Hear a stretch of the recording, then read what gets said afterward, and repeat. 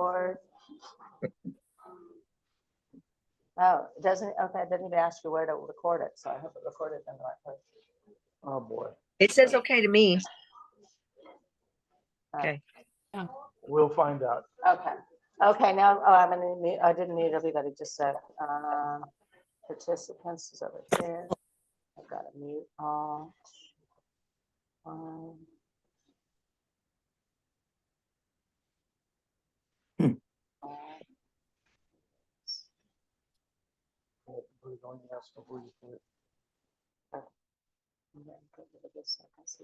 Okay, I think we're okay, Scott. So We hit record, we just don't know where it's recording. They didn't, usually it says on this computer. No, it doesn't say, so we don't know. I'm gonna let you pray, We but can I'm gonna just- actually, we got the message on our screens, the remote people that said it's being recorded, so it should be Gotcha. good. Good. Okay, so I'm gonna let you, everybody know the prayers since, okay, it says Lori Fisher, a lot of you know her locally. She's an artist, a silversmith. She has stage 4 metastasized breast cancer, so please keep her in your prayers. Anita asked us to pray for a 9-year-old boy named Ryder who has Rocky Mountain fever. And then we need to pray for Alton and Kathy. Kathy really wanted to be here today. We actually went and saw Alton this week, and it's just heartbreaking. And it's heartbreaking for Alton, but the days must be so long for Kathy. Please keep Kathy in your prayers. And if they're, you know, I told her that people want to do something for her, but there really isn't anything we can do. Not much. You know, there just isn't at this But point. keep them in your prayers. Yeah, and that's not nothing. Sorry, I shouldn't have said that way. Sorry. Phil and Cherie, keep praying for both of them. Jim Allen, a prayer of thanksgiving. He was able to have his last chemo round. His blood work was good enough. That was good. So he was able to have his last chemo round. And his next step is radiation. Oh, yeah. Oh, absolutely. Yeah, Jean is with us. This is the 4th anniversary of Connie's passing, and it's hard. It has been hard, and days like these are tougher. Remember Jean and celebrate Connie. Anita has been having some eye issues. This is a big week for Anita. She has some abrasions that need to be healed, and I had a bad migraine as a result of that this week. Pray that this week that she has healing and is able to enjoy this week, because it's a special week for her, and her family's all coming in. Our Julie got her medicine approved, and this body that we gather with, Mario has been, I want to put him out as Thanksgiving for his guidance. It's been really special. So. And Diane is with us this morning. We're happy to see you. And I'm sorry, Mike. Yeah. That's what Mary was saying. We have people that are normally little boxes on the screen, and today they're full size. It's always a pleasure.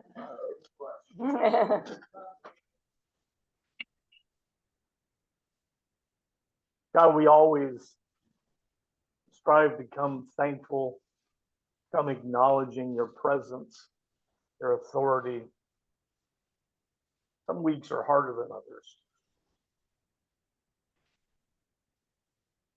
We have these that we keep in our prayers. There are prayers of gratitude and thanks. Being the creatures that we are, we always come back though to those that are struggling, those that we care about. We ask for your healing where it's appropriate, your comfort for everything else. It makes a difference that we can dare to come to you with the request. Be with us as always as we go into these studies, that we find a way to draw closer to you through them. And I forgot to add my husband. Scott's having some pain in his back and his thighs again, different than before, but pain is pain, and it means he's not sleeping well. So prayers for that. So we are in the second week of Ruth, and we left off after the first verse of the second chapter, and I'm going to go back. But before we do that, I'm just going to do a couple reminders. Remember that when the book of Ruth was shared orally for over 100 years, and so and everybody knew the book of Ruth, and so when we're reading it, keep in mind that it was shared orally, and it's like a story. It's like getting around the campfire and telling the book of Ruth. And it doesn't at all invalidate it. It's just that's the way the story was carried. So we always hope to bring you these things out of the Bible and make them real, make you understand that there are real people involved and not just sort of stories. This one is written in a way, if it reads like a play, it's supposed to. They would tell it at festivals. And so you're going to see some things today. The very first we read last week, the first couple of lines out of chapter 2, and it's just sort of stuck in there. That's because it's setting the stage. It's like a play. It's setting the stage for something that's going to come later on. So it says, now Ruth had a relative on her husband's side, a prominent man of noble character from the clan of Elimelech, whose name was Boaz. And it's just stuck in there. Why? I mean, it doesn't make any sense unless you understand that this picture the story being told, and they're preparing you for what's coming up next. A couple of other things you wanted me to go back to. First of all, the relationship between our last study was on Rahab and Boaz. So it says in Matthew that Rahab and Salome begot Boaz. But you have to remember, when the Jews do genealogy, they don't actually have everybody in it. I mean, they can skip generations. It is not so. More than likely, so if anybody ever challenges you, there was too many years between Rahab and Boaz to make that real. It was probably that Rahab was Boaz's great grandmother. At least. Yeah, at least great grandmother. But just know, so Matthew did that. And if you look at it, the genealogy, it would have been more people along the way. And if it sounds like apologetics trying to explain something that doesn't make sense, remember that they referred to Jesus as son of David, right? Everybody knows he's not the son of David. It's understood a long time has passed. We don't balk at that, expression, son of David. When they say that it's the son of Salmon and Rahab, it means the descendant. They do these genealogies. They have some that are very precise, but they do them a lot of the time where they hit the high points, and it's understood. And then I wanted me to go back to one verse in Ruth chapter 1, and that's verse 6. When Naomi heard in Moab that the Lord had attended to his people by providing them with food, she and her daughters-in-law prepared to leave the land of Moab. And what we wanted to call your attention to there is the way they phrased it. Naomi heard that the Lord had provided food. They could have just as easily said Naomi heard the famine was over. This story is designed to make us aware. It's designed to call our attention to some things, and that's one of them. There are 3 times in Ruth that we see that kind of phrasing, where what Naomi heard was that God had lifted the famine. God had provided food in the land of Israel. And it's an important distinction, and it's not just casual words. It's there to remind us of exactly that fact. And finally, before we get started, I want to reread Romans 28. Yeah, 8, chapter 8, verse 28. And we know that God works all things together for good of those who love him, who are called according to his purpose. this book is a great example of that. Okay, so now we're back to where we were. So I'm going to start in chapter 1, verse 22. So yes. May I ask you a question to that? These are tales passed along, not only generations, but mothers and children and so forth and so on. Who did the cutting? Who cuts those stories to get into this book? How do they decide on this? What happens when they bring these stories? You learn about the Jews. They're pretty precise in certain things. When they were telling these stories, I mentioned this a couple of weeks ago, that if you've ever seen people at the Wailing Wall and they're reciting scripture and they sit and do this, it's a mnemonic. It's a tool to help them remember word for word. So these tales, and I call them tales, it's historical because a lot of these people we know existed, but the version that you see is going to be very much the way it was told, and because they carry from generation to generation like they do, if someone's telling the story and they get something wrong, literally people in the audience are going to correct them. That's just the way it's done. Oh, you didn't know it was so and so. So this is pretty precise for the way the story was carried down generation to generation. We don't know exactly who is responsible for putting in writing. And I can speculate it would be pointless. But I would say, I have tried to over and over say, don't think because it was told orally that lessens the legitimacy of the story. It doesn't.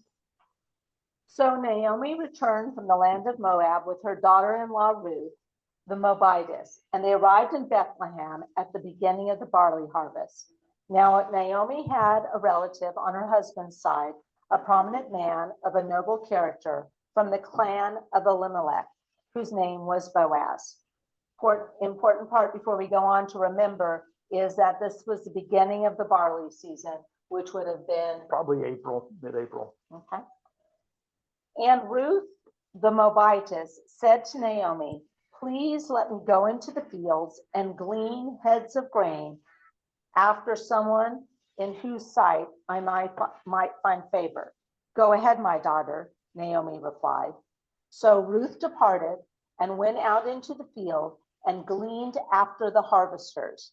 And she happened to come to the part of the field belonging to Boaz, who was from the clan of Elimelech. So you see where this is gone. This is being told, and they mention, and Naomi just happened to have a close relative from the clan of her dead husband who was wealthy and a man of honor. You see, and now they come back to this. Ruth is going to go out and glean, and we talked about that. That's picking up anything that drops. The widows and poor people get to do that. But it just says, and she just happened to go to the field of Boaz, right? All just an accident. Now, that's not exactly tongue in cheek. There's a word for it, but the idea is everyone in the audience hearing this knows this is no coincidence. This is the way the story is told. And it just happened that she came to the field of Boaz, who just happens to be the rich near relative. You're supposed to see God's hand in all of You're this. supposed to see God's hand in it. And so this idea of what's the word I'm looking for? Picking up the wheat. Gleaning. This was a law. It is in the Old Testament 3 times, twice in Leviticus and once in Deuteronomy. I'm going to read Leviticus 23, verse 22. "When you reap the harvest of your land, do not reap all the way to the edges of your field or gather the gleanings of your harvest. Leave them for the poor and the foreign resident. I am the Lord your God." So it's everybody built knew in. this. It's part of who they are, that you make provision for the less fortunate. And it's not, you don't harvest it and then just give them the stuff. They go out and glean. They pick up the pieces that are left over and the things that have fallen. Chapter 2, verse 4. Just then Boaz arrived arrived from Bethlehem and said to the harvesters, "The Lord be with you." The Lord bless you," they replied. And Boaz asked the foreman of his harvesters, "Whose young woman is this?" Let's stop with that because we'll lose out on a couple of things. Remember, she just happened to come into the field that belonged to Boaz. And just then it says, actually, you find out that this is sometime in the afternoon. So it wasn't the moment. This is the way the story flows. But Boaz comes. Remember, this is the time of the judges. And we come back to that a lot. This time of the judges is viewed as maybe the low point in Jewish history. And it says over and over that each man did what was right in his own eyes. Each man and woman did what was right in his or her own eyes. People just did whatever they wanted to, and without any thought for God or what was expected of them, they just did their own thing, sort of like now.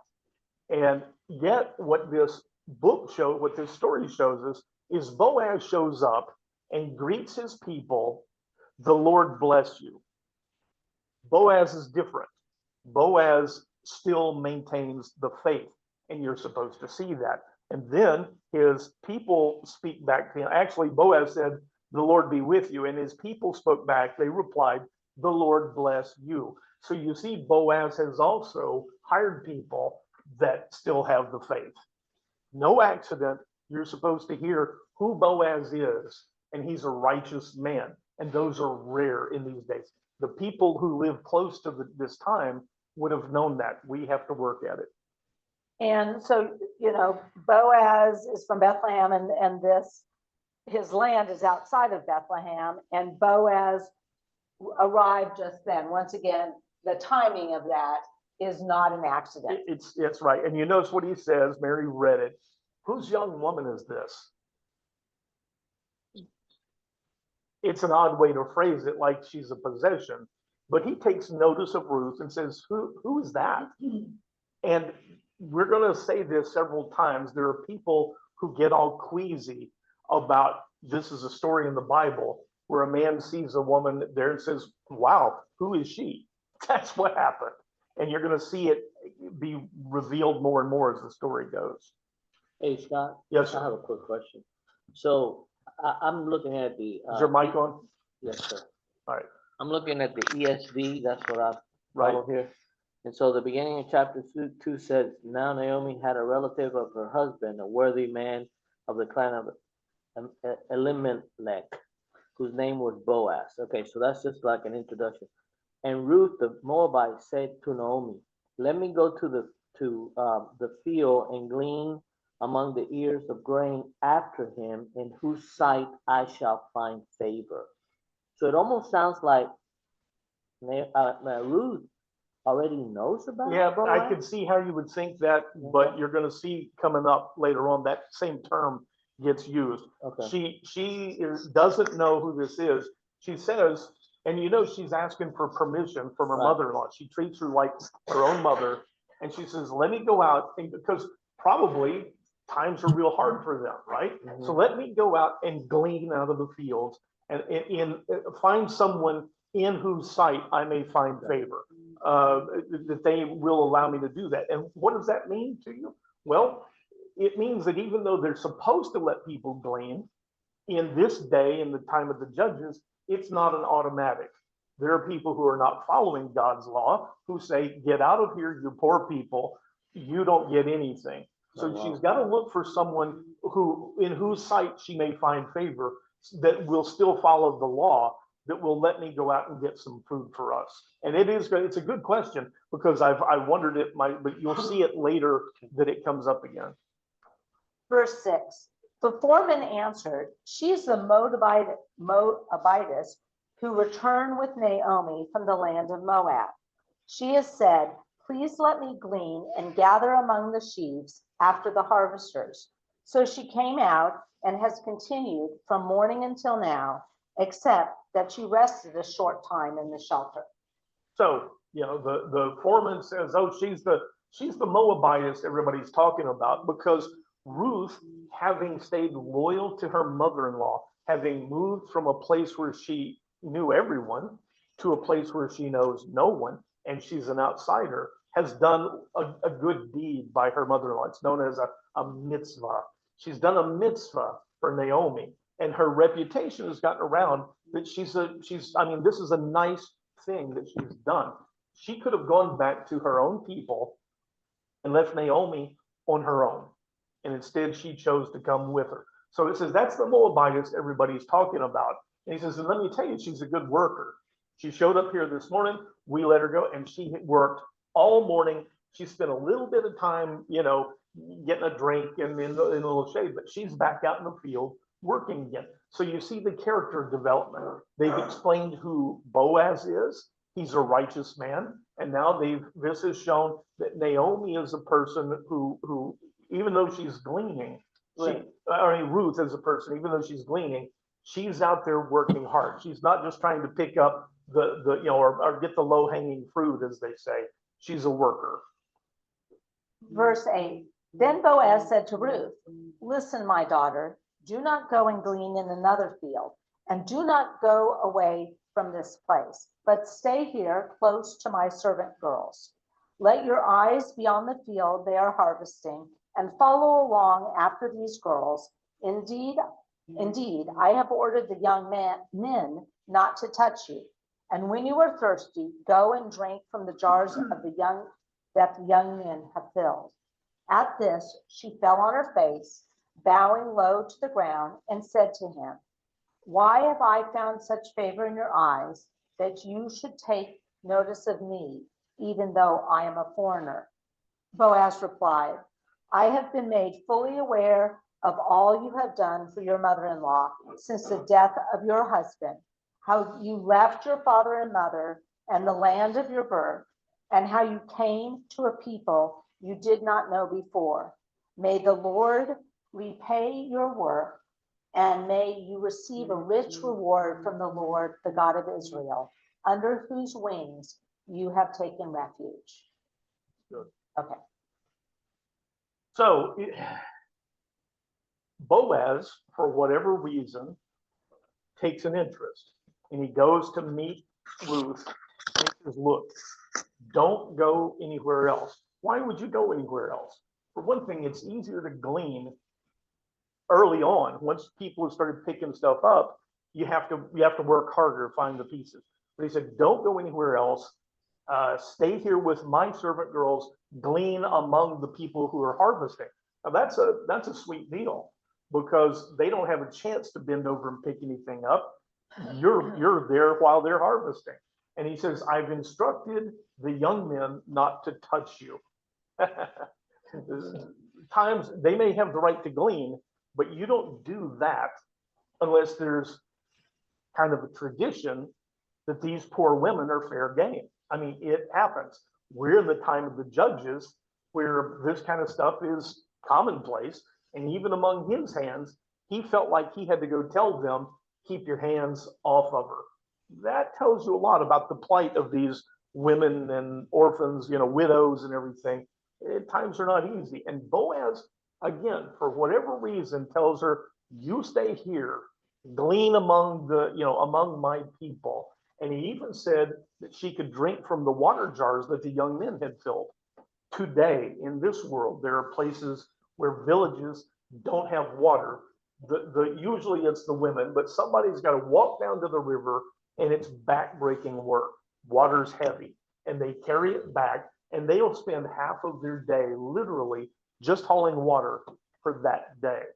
And what happens in the field is that Boaz pays people to go, young men to go get the water so that the harvesters can keep harvesting.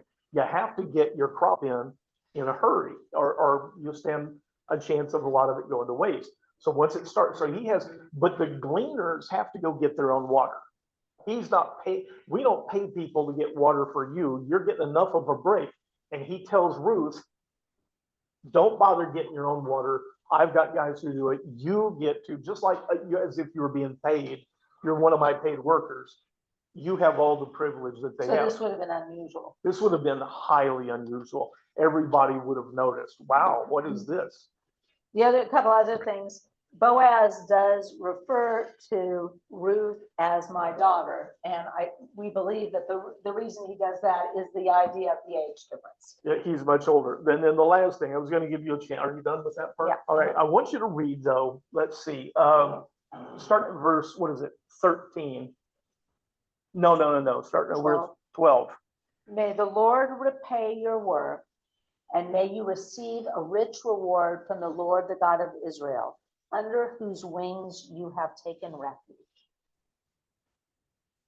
That word about taking under wings, the wing is a Hebrew word, kanaf. Remember it. We're going to come back to it next week, but the image that's being given here is like a mother bird who gathers the chicks, who puts her protective wings over them. Okay. And what Boaz, the picture that's being painted is, he says, because you've done this for your mother-in-law, because of the kind of person you are, may Yahweh bless you, and may you keep going. Can you find joy to that? May you receive a rich reward from the Lord, the God of Israel, under whose wings you have taken refuge. So he's making her aware that Yahweh, she has entered a place where she's joined, and that you've entered this protective covering of Yahweh. It's a beautiful image. It really is. And it's, like I said, it's going to come up again in the next chapter. Verse 13, my Lord, she said, may I continue to find favor in your eyes, for you have comforted and spoken kindly to your maidservant, though I am not like one of your servant girls. At mealtime, Boaz said to her, come over here, have some bread and dip it into the vinegar sauce. So she sat down beside the harvesters, and he offered her roasted grain, and she ate and was satisfied and had some left over. This would have been more than unusual. This would have gotten all of his workers' attention, because he's called this young girl over and said, come over here, come eat, sit down, eat with us. And he gives her a meal. She partakes, just like his servants, the people who work for him. And yes, there are parallels to this. This is known as hesed. We talk about it often. This sort of kindness bestowed by somebody who has the ability to someone who doesn't, with no hope of anything being paid back, right? This is hesed. This is an image of us as well, the kindness that has been bestowed on us. She gets to come sit at the table and eat with them. Thank you, Jane. And everybody would have seen it. And are we supposed to think that Boaz is interested in her? Well, I promise you, the workers think that. There's no doubt about it. That's what you would think. What disturbs me is, as we study, we go through a lot of commentaries and a lot of video sermons, and there are a whole bunch of people who act like they have to apologize. Certainly, no man of God would be interested in a woman. I don't understand. This is what's going on here. The man has taken an interest in her, and whether he'll do anything forward or not, we see that he's showing her particular favor. And she ate, she was satisfied, and had some leftover. The leftover, you picture somebody that gets poor, that gets treated to a meal, and there's more than they eat, and they take the rest of it and put it in a napkin and stick it in their pocket for later on. We'll see what happens with the leftovers. Verse 15, when Ruth got up to glean, Boaz ordered his young men, even if she gathers among the sheaves, do not insult her. Rather, pull off for her some stalks from the bundles and leave them there for her to gather. Do not rebuke her. So Ruth gathered grain in the field until evening, and when she beat out what she had gleaned, it was about an ephah of barley. She packed up the grain and went into the town where her mother-in-law saw what she had gleaned, and she brought out what she had saved from her meal and gave it to Naomi. So once again, we'll start at the end. Those leftovers that she had, she didn't say, I'm going to keep these for me for later. Times are hard. She knew she's taking this. She's looking out for Naomi even now. So she takes the leftovers home to her. But I want you to look. Boaz, after they get done with the meal and they go back out in the field, he calls his people and says, look, even if she's right up under you, I mean, because something slips a little bit and it would have been easy to pick up, let her do it. Not only that, as you're binding these sheaves of grain, take a few of the stalks and just sort of drop them on purpose, right? Leave extra there for Ruth. That's got to get the attention of the workers. You see what I'm telling you? I mean, nobody does that. They're required to leave the things that drop in the edge of the field. They are not required to go out and cut this grain and then dump some of it over here for the gleaner. But that's what Boaz says to do. So again, I'll throw it to you. If you were one of the workers, what would you think? He's taken an interest in this young woman, okay? She beat out what she Oh, had yeah. gleaned. Yeah. She removed as much of the grain. They do it by beating on it with a thing, but she winds up with about an ephah of grain. Experts love to argue with each other about exactly how much that would be. And I have been through so many, and they're all sure of themselves, but it's somewhere between 22 and 30 pounds of barley. Probably the 30 is more accurate. That's quite a bit. I don't know as you grind it into flour, I don't know how much loss there is, but 30 pounds of grain is enough to feed you for a while. She comes home with an impossible amount of grain. In fact, I don't know how many days it would normally take them to get this, probably close to the whole week. She comes home with that much in one day. Naomi knows what's going on. Naomi is, she sees the picture quickly. Verse 19, then her mother-in-law asked her, where did you glean today? And where did you work? Blessed be the man who noticed you. So she told her mother-in-law where she had worked. The name of the man I worked with today is Boaz, she said. Then Naomi said to her daughter-in-law, may he be blessed by the Lord, who has not withdrawn his kindness from the living or the dead. Naomi continued, the man is a close relative. He is one of our kinsman redeemers. You want to talk about it or No, go ahead. This idea of a kinsman redeemer, I touched on it last week. The Hebrew word is a goel, and you have prominent members of the clan, of the family. And if someone is forced to sell their land, they rack up debt and they're forced to sell. The land is the gift from God. It is always supposed to stay in the family. And if you're forced to sell it, you don't really sell it. You sort of give a long-term lease, because after a period of time, they have what's called a Jubilee year, and all of those debts are wiped out. So you're really just renting it to someone. And if you do that, if you sell it to someone, your kinsman redeemer has the absolute right to go pay the price for it and redeem it back into the family. And this happens often. And so Naomi sees what's going on. And what we're told is Ruth just happened to find Boaz. And Naomi sees all of this grain. Where did you go today? And she says, oh, I found the man. He's a nice man named Boaz. Immediately, Naomi snaps. And she sees this, and she says that oh my God, this is our near relative. He's a kinsman redeemer. To be a redeemer, you both have to be part of the family, but you also have to have the ability to redeem the land. And this idea of redemption is important to us today. The idea that we are not forgiven, we were purchased at a price. We were redeemed.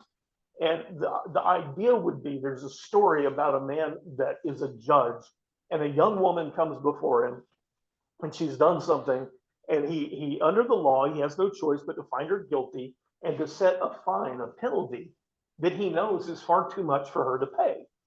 But he says, as a judge, I have to follow the law. And then once Once the sentence is passed, he steps down, walks out front, and he says, I'm going to pay the price. The girl is my daughter. And so there is justice and there is mercy. And redemption is paying a price to free someone that they couldn't hope to pay on their own.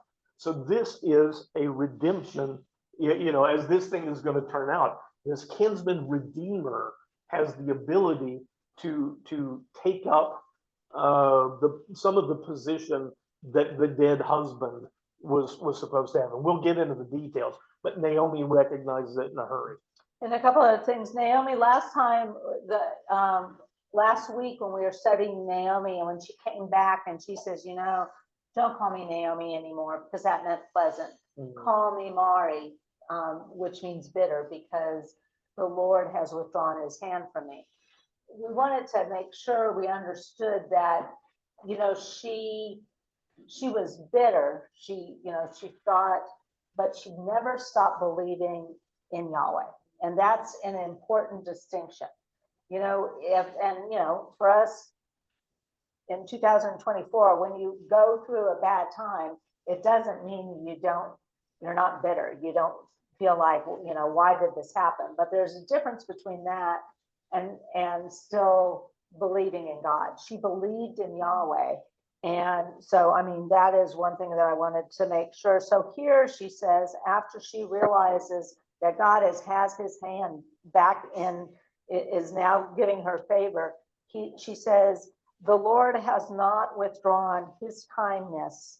And that kindness, I assume, is Hesed. The word there is Hesed. From the living and the dead. Do you want to address that?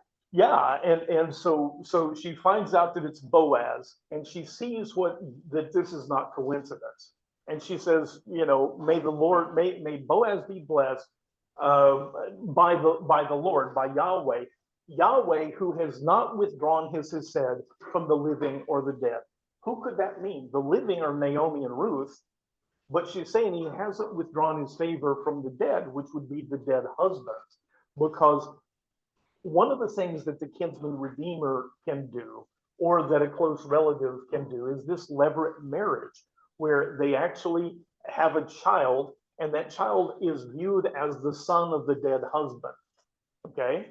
When she says that God hasn't withdrawn his Hesed, it's her recognition that God hadn't abandoned her after all. That's a big thing. What Mary was talking about is we tend to get into that mode where we see these bad things and we feel like God's just left us behind. This is Naomi saying, God is still with us. And this idea of his Hesed to the living and the dead, Naomi has already skipped ahead. She sees what's going to happen. What is the teaching in Jewish law about the dead? When you die, what happens? Oh, please. There are, it varies over time. And in Jesus' day, sex to it. in Jesus' day, the Sadducees, we always hear about the Pharisees and Sadducees.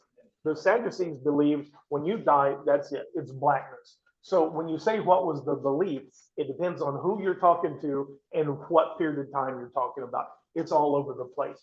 In general, what they're taught is that, yes, there is a life after this, but they stray away from it. So in this time of the judges, they probably would have not even thought about that.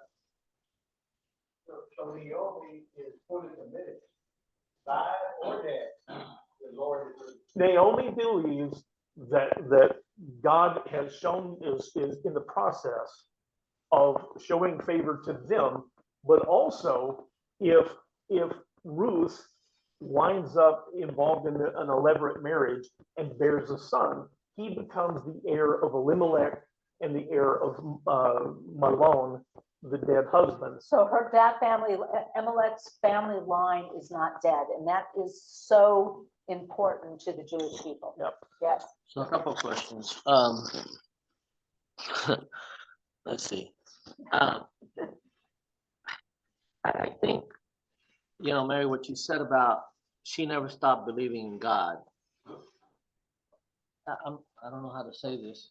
I'm not saying that she stopped believing in God, but obviously to say that she's now, my name is whatever, Mara. Mari, and because I'm bitter because the Lord has forsaken me. Right.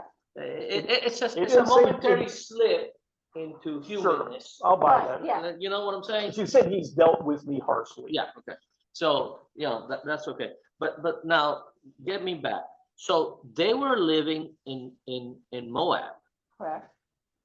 Elimelech, was he a Moabite? No, it was a He was a Jew, Jew. but They they were left living in, Bethlehem and went there. okay, so a Boaz, the kinsman redeemer, when they come back, when Naomi comes back, does that mean that Boaz has the opportunity to return some kind of land that maybe the clan of Elimelech or Elimelech himself had before he left? yeah. Should And we do a later, spoiler alert? Yeah. Yeah, that's gonna happen. Okay, yeah, sorry. and later, but it's okay, but so you have to assume that probably when Elimelech left to go to Moab, more than likely, he probably sold some land, so his land, so he Mhm. could go to Moab.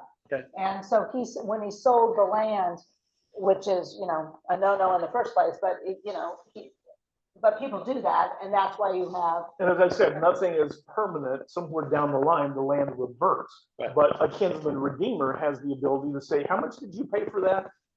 I'm gonna pay you that much, and it's coming back into our lives. What happens to those people who bought it? They get their money back, and they have the use of the land to grow on for however long they have it. And if it seems odd to you, it does seem odd to us. It doesn't seem odd to I them. understand. And then, like you said, the Jubilee year, which was like every 7 years or something like that. was Wipes in out debts. that? Yeah, okay, all right, go ahead, sorry. okay, verse 21. Then Ruth, the Moabite, said, he has also told me, stay with my young men until they have finished gathering all my harvest. And Naomi said to her daughter-in-law, Ruth, my daughter, it is good for you to work with this young woman, his young women, so that nothing will happen to you in another field. So Ruth stayed close to the servant girls of Boaz to glean grain from the barley and the wheat harvest, and until the barley and the wheat harvest were finished, and she lived with her mother-in-law. So Naomi comes out and says the first thing, and then Ruth says, the other odd thing is he told me just to stick around and glean there with his, among his workers, not only through the barley harvest, but after the barley harvest is done, there's a short break, and then the wheat harvest comes in. And he told me just stick around here. Naomi sees what's going on. She says, oh, my daughter, it's good for you to stay with this man. Do what he says, because you don't want something bad to happen to you in somebody else's field, right? She's playing right into it. I mean, Naomi, and we think it's odd. Did you see Fiddler on the Roof? Do you remember Matchmaker? There are a lot of arranged marriages. And every Disney movie shows us a princess who's going to be married to someone she doesn't love, and she's bitter and angry about it and runs off and becomes a soldier or something, right? That's what we've been taught. In this time, arranged marriages are really, really, really common. People are always looking to strengthen the family, and you make a good match for your daughters. And so this is not odd to Naomi. It's not odd to have someone sort of plotting this. Chapter 3. Around 3? Yeah. One day, Ruth's mother-in-law, Naomi, said to her, my daughter, should I not seek a resting place for you, that it may be well with you? Now, is not Boaz, with whose servant girls you have been working, a relative of ours? In fact, tonight he is winnowing barley on the threshing floor. Therefore, wash yourself, put on perfume, and wear your best clothes. Go down to the threshing floor, but do not let the man know that you are there until he is finished eating and drinking. When he lies down, note the place where he lies, then go in and uncover his feet and lie down, and he will explain to you what you should do. Here we go. Woo! And they think the Really? Bible is boring. Really? Now, Naomi comes to Ruth and says, my daughter-in-law, isn't it right that I should find a resting place for you so that it would go well with you? What could that possibly mean other than find you a husband, right? That's in that day, in the way things work, that's the key. I need to find, wouldn't it be right for me to be sure? Because sooner or later, Naomi's gonna die. Ruth is gonna be stuck in a land where she's an outsider and, A her widow or a people- foreigner. a widow and a foreigner and everything else. If she finds a good Jewish husband, then life is gonna be a lot smoother for her. And Naomi, what she knows that isn't said in this story because they understood it, if Ruth gets a new husband, that new husband is under no obligation to take care of Naomi, the mother-in-law, right? He can take care of Ruth and their offspring and everything else. Naomi is on her own. And Naomi's saying, though, isn't it right? So obviously Ruth is saying, well, okay, that sounds good. So Naomi says, here's what you need to do. Clean yourself up, bathe, put on perfume, put on your best clothes. I happen to know Naomi's been scheming. When it's time to thresh the grain, they throw it up and let the wind blow the chaff off. The story of Gideon in the time of the judges begins with him down in a pit winnowing grain, because if people see the dust, they're going to come and steal it. And that's how bad things have gotten. And she says, I happen to know that Boaz will be down at the threshing floor. Clean up, put on your best dress, put on perfume, and here's what you do. Do you remember a song from the 70s? Here's your one chance, fancy, don't let me down. You remember that? And the mother, they're poor, they're about to starve to death. And she says, she's about to die. And she says, my daughter, there's only one chance for you. You got to find a man. Clean yourself up. She bought her a brand new dress. And she says, you go down and you find yourself a man, because I can't provide for you. It's the only way life will go well for you. This is what's happening here. And Naomi says, you watch him, don't let him know, let him finish his work. Afterwards, this is the end of the winnowing. They eat and drink, and they drink wine. And he says, when he's done eating and drinking, take note of where he lays down. Why? Because it's dark. They don't have street lights. Okay? You got starlight. I don't know where the moon is, but the point is, you keep track of where he is. You would not want to you wouldn't want to go over to the wrong guy, right? You go over, you uncover his feet. You take the edge of his robe and lay down with your head on his feet, okay? And he will tell you what to do from there. And it sounds worse than it is. She just knows, she has seen what's going on with Boaz, and she has confidence in what's going to happen. And this has been probably 2 months between her at the end of the barley season to the end of the wheat season and her cleaning the field. So she's been working for 2-3 months, right? Right. So okay, to give you a I timeline. wonder why Ruth didn't know that for her son. Why are we getting this lecture from Naomi? First of all, Teaching you. what Ruth is about to do, what Naomi instructs, is incredibly forward. All right. There are a lot of people who would disapprove of that. Naomi, I don't think in this position would have ever dreamt of doing that on her own. Ruth, pardon me. Ruth would not have dreamt of doing that on her own. It's Naomi who says, look, I'm from here. I know the rules. This is what you need to do. And Ruth treats Naomi like a mother. And we're supposed to obey, honor. So Ruth says, if that's what you tell me to do, that's what I'm going to do. Yeah, it's that, that the reason Ruth had to understand, but I don't think she ever would have done it on her own. Verse 5, I will do everything you said, Ruth answered. So she went down to the threshing floor and did everything her mother-in-law had instructed her to do. After Boaz had finished eating and drinking and was in good spirits, he went to lie down at the end of the heap of grain. Then Ruth went in secretly, uncovered his feet, and lay down. At midnight, Boaz was startled, turned over, and there, lying on his feet, was a woman. "Who are you?" he asked. "I am the servant Ruth," she replied. "Spread the corner of your garment over me, for you are a kinsman redeemer." So it says at midnight. It doesn't, it kills me that there's no significance. It just means later in the night after he'd been asleep, he wakes up and it reads in the Hebrew just like it reads in the English. And there on his feet was a woman. I didn't see that one coming. And he says, "Who are you?" And she says, you look at her response. She says, "I am your servant Ruth." "I'm your servant Ruth." Now remember, she hasn't been his servant girl. She actually says, "I'm going to glean with your servant girls, even though I'm different. I'm not one of them. Thank you for letting me glean among you." Now she calls herself your servant. I'm Ruth, your servant," she replied. "Spread the corner of your garment over me, for you are a kinsman redeemer." The corner of your garment, the word for that is kanaf. It is the same exact word as when Boaz says that God has spread his kanaf over you.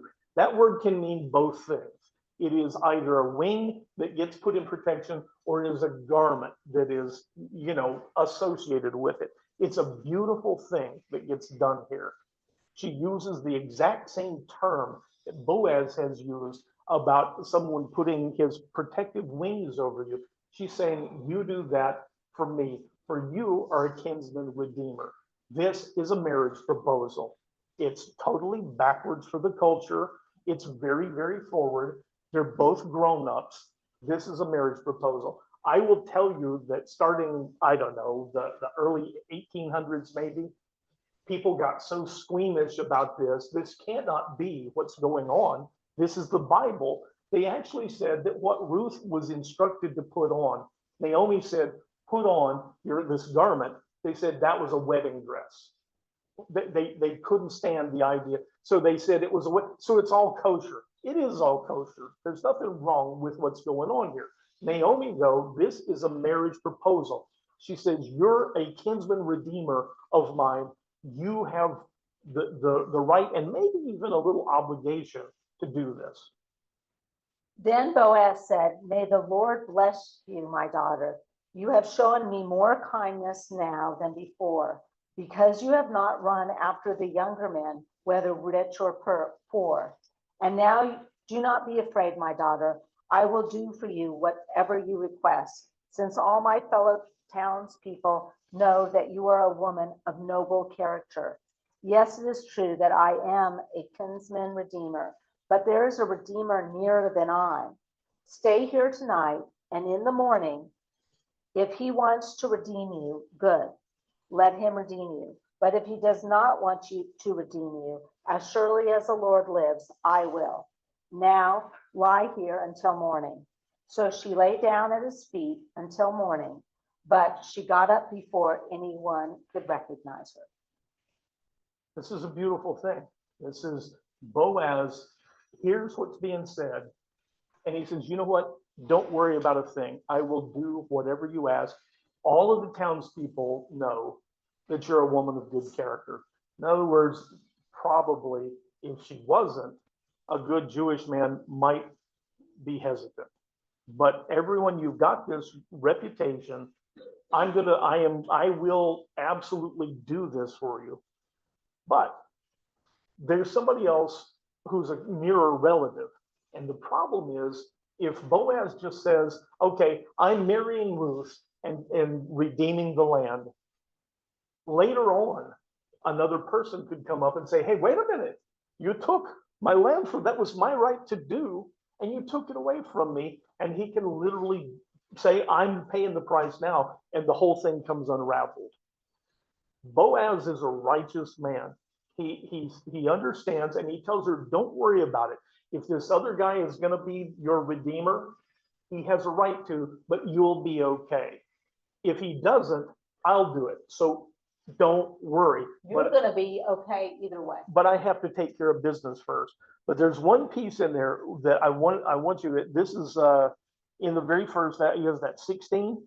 19. 19. Then Boaz said, "May the Lord bless you, my daughter. You have shown me more kindness now than before, because you have not run after the young men, whether rich or poor." I want you to pay attention to that. Mary misread it twice. That's right. Everybody does this. Oh. Everybody does this. He's not saying you've shown kindness to me by not running around after younger men, okay?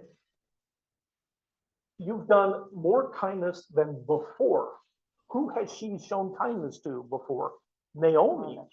She shows kindness to Naomi by coming with her, right? And Boaz says, you've shown more kindness than before because you haven't run around after young men, whether rich or poor. Because the deal is, if Naomi had gone out and found, if Ruth, I'm sorry, I keep doing that. If Ruth had gone out and found a husband, Naomi would have been out in the cold. That was not a kinsman redeemer. That's right, just found a husband, and she could have done it. That new husband has no obligation to take care of Naomi. So what he's saying is, look, you're still looking out for your mother-in-law, because if you go to a kinsman redeemer, Naomi can be taken care of. You've shown more kindness now than you first did. I'll get to it, Jane, I promise. I know you, I'll get to it.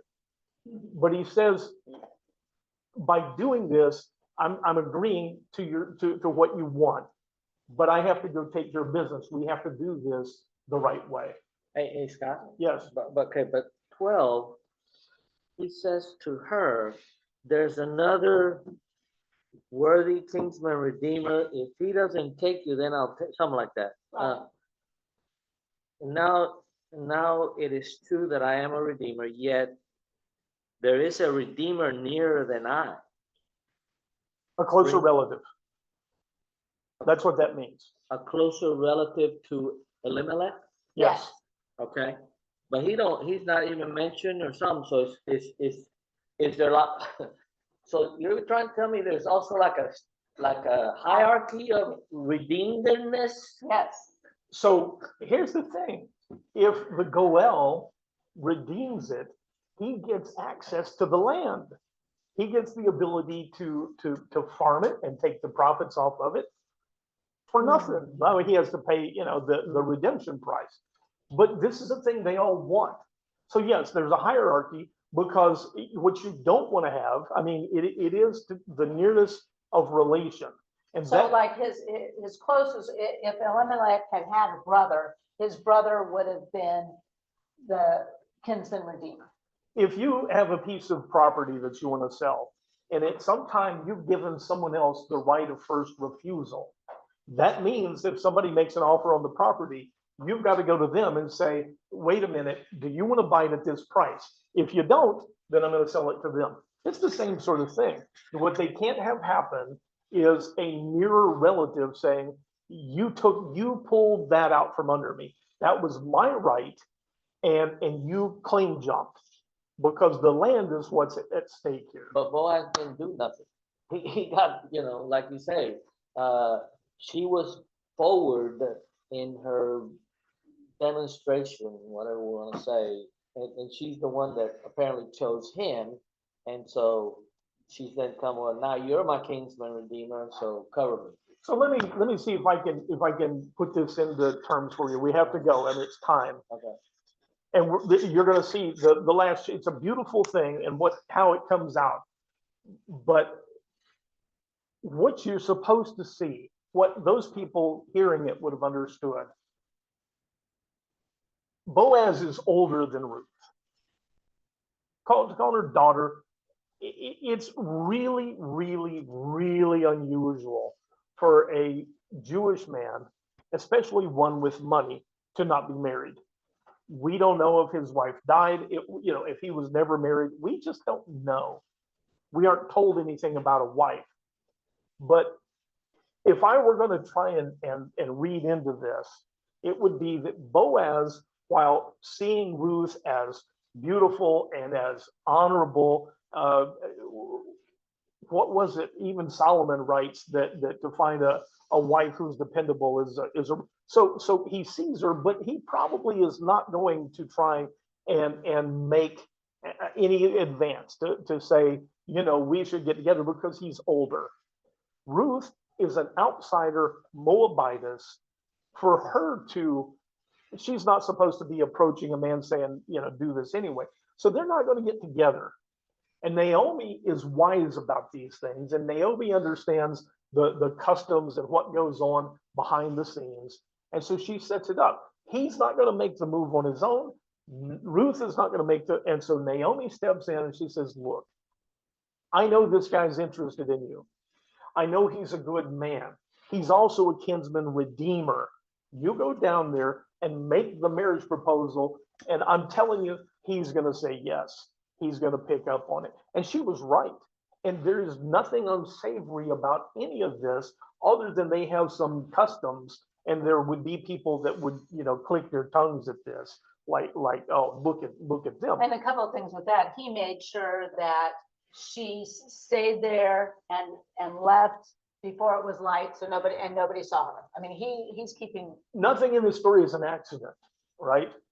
And we didn't read it as part of the thing, but she stays there, through the rest of the night. But then he tells her, get up and go back before anybody can recognize you. So while it's still dark enough, because people will talk, we're going to do this the right way.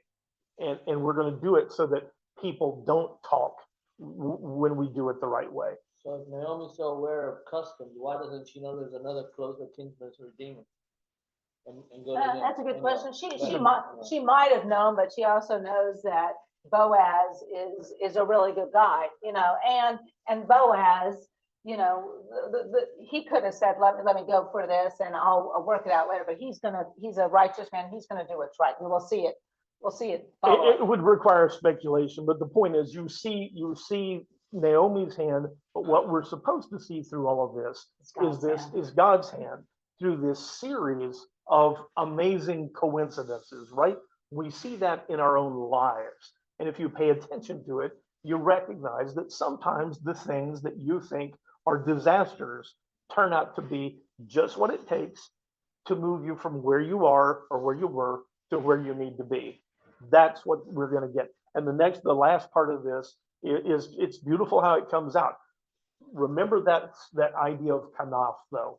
It's a beautiful image from this story. And also remember this week, when you see things that look like coincidence, they're probably not. They're probably not. God, we're thankful.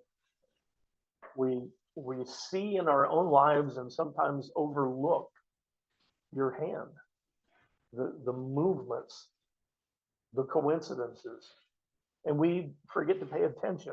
And you leave behind words, you inspire these things that are there to remind us. The more time we spend in your word, the more we learn these things that we overlook. We're thankful for the hesed, the grace, the redemption that you pour out on us, even though we don't deserve it. Remind us of that this week. Open our eyes through the study and show us your hand. Amen. And we are going to meet next week. I know some people will be out, but you can always get the recording, but we will meet next Sunday, since 4th of July is in the middle of the week. I'll make 4th of July cookies next week. There you go. Thank you, guys. You guys have a good week, and I will see some of you down here soon. Thanks, guys. Bye. You.